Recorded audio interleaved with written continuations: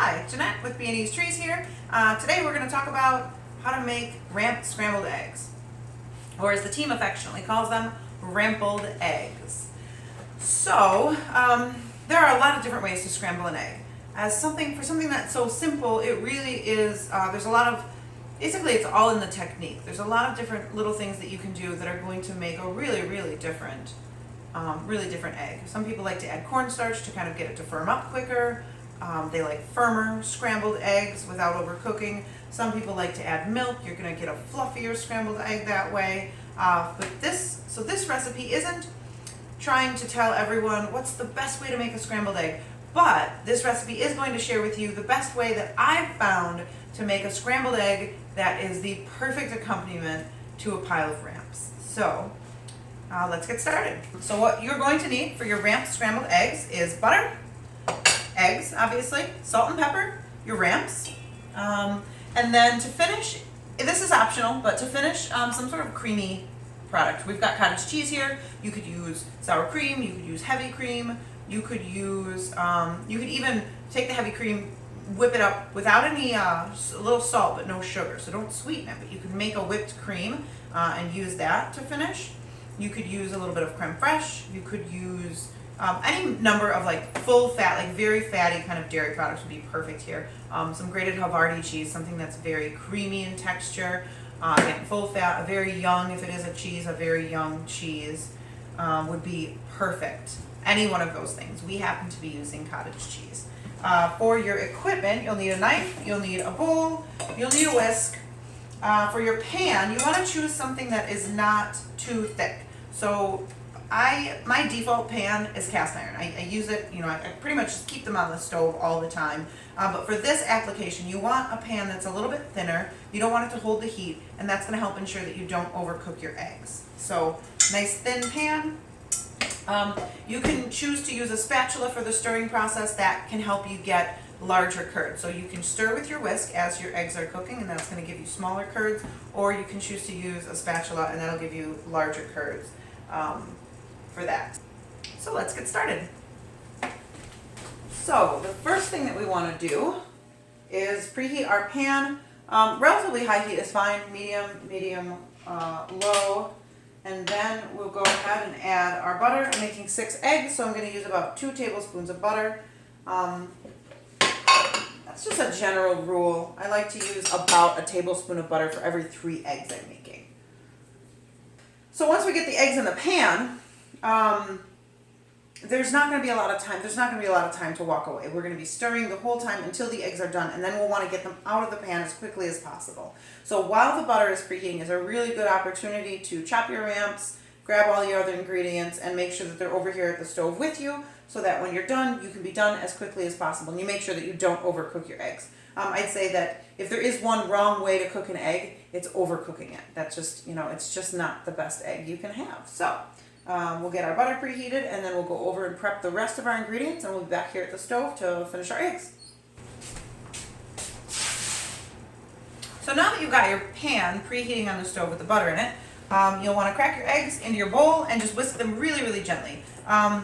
This is another one of those things that there's a lot of personal preference behind. Some people just crack them right into the pan whole, and you can do that. I prefer, with the method where you are preheating the butter, I prefer to do a little bit of pre-mixing before we put the eggs in the pan, just because you're not going to have as much time to actually have them mixing in the pan. So also, I don't know about everybody else, but I tend to get yolk. As long as I've been cracking eggs, I still tend to get shell in there occasionally, and so this provides just like a buffer for that, from that happening. So I'm using 6 eggs for the 2 tablespoons of butter that I've got in the pan. Oh, see? A little bit of shell.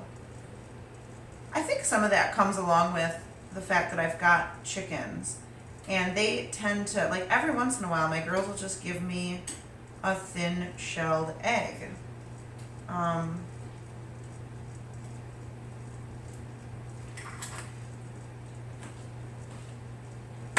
There it is. Almost lost. Thought I brought 6 eggs out. All right, so we've got our 6 eggs cracked in our bowl. You can salt at this point. rinse here. You can add a little bit of salt and a little bit of pepper at this point. Is a great time to do that. You wouldn't want to salt the eggs and like let them sit for a long time. That's another one of those things that I've read and seen on, like, seen videos and things where people talk about don't salt the eggs before you cook them. If you're cooking them, I've not ever noticed a difference. I've done experiments. I've never noticed a difference salting the eggs right now or salting them at the end. So a little bit of salt, a little bit of pepper, and just a really gentle whisk. Just enough to get the yolks kind of broken up. Now when you're whisking, you don't want to do a lot of like lifting and dropping. You don't want to incorporate a lot of air. You just want to keep them kind of low and do like that. And that's enough. Not much. It's not super well, super well whisked. I'm going to use my whisk to stir, so I'll leave that there. Before we put the eggs on the stove, we've still got our butter heating up, the pan's heating up over there. We'll want to chop our ramps and bring those over to the stove with us. Because, again, once you put the eggs into the pan, you'll want to be there pretty much for the whole thing. So also at this stage, and this is kind of why I like to preheat the pan and preheat the oil first. Also at this stage, you can chop up your ramps and you can get your plate set out so that you have somewhere to dump these eggs when they're done. So there's just a few different, kind of prep things you can do while your pan's preheating. That if you had started it cold, and you'd have to be over there stirring right now, so you wouldn't be able to do this stuff. So just, to me, it's a little bit faster to do it this way. We probably won't use all of these ramps in just 6 eggs, but here they are when we need them. So now that we've got our ramps, we're going to go ahead and, again, this process happens very quickly once it's done, so you want to make sure that when you head over to the stove and dump the eggs in, that you are ready to roll. So we'll get our cottage cheese opened up.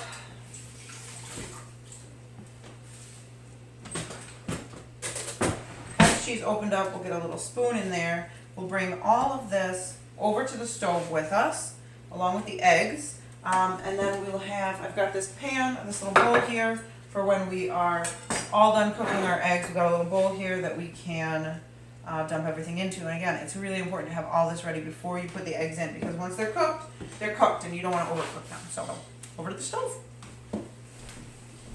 Okay, so this is perfect. Our butter is just starting to brown in the pan. We can kind of smell that delicious brown butter smell. So it's the perfect time to get our eggs. We just pour them right in. And again, once you get these eggs in this pan, you want to kind of start stirring them right away.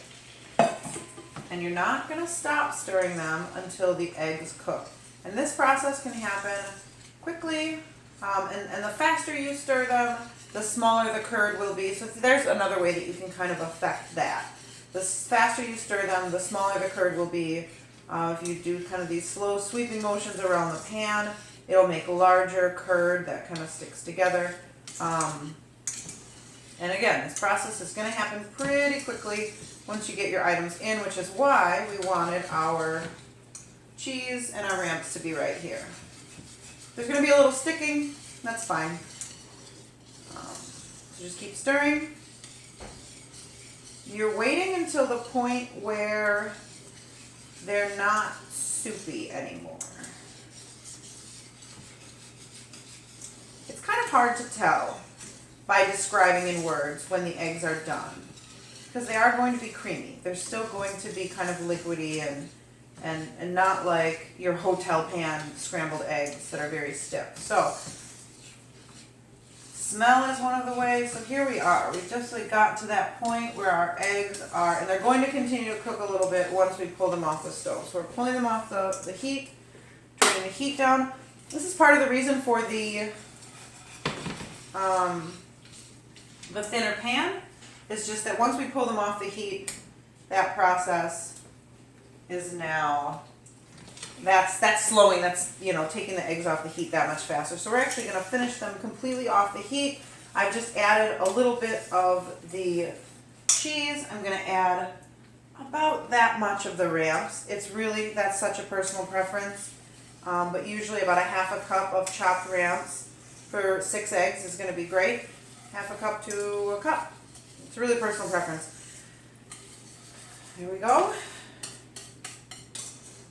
And then again, once they're done, you just want to get them right into your dish. You want to get them out of that pan immediately. So, you can see how quickly that happened.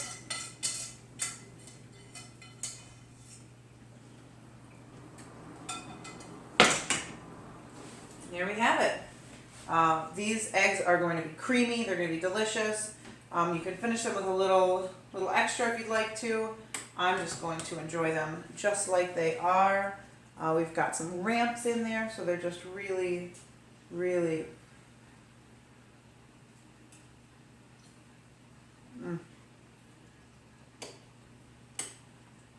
the creaminess of the scrambled eggs with the kind of sharp flavors in the ramps just go really, really well together.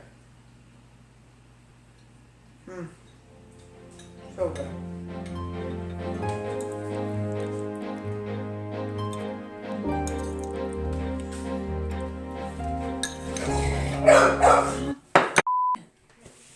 Well, they can put any sound over it if they want to. That's right. Counting on you, Dan. Shh. Just a little sprinkle of red pepper. Beautiful.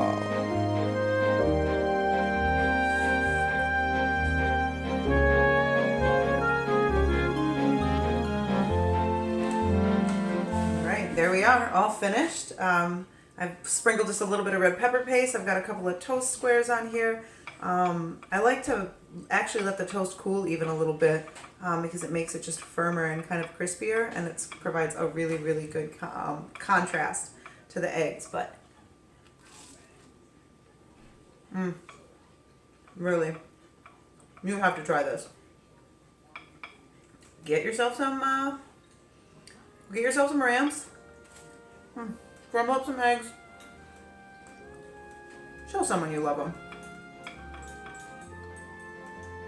So good. All right. Thanks for watching.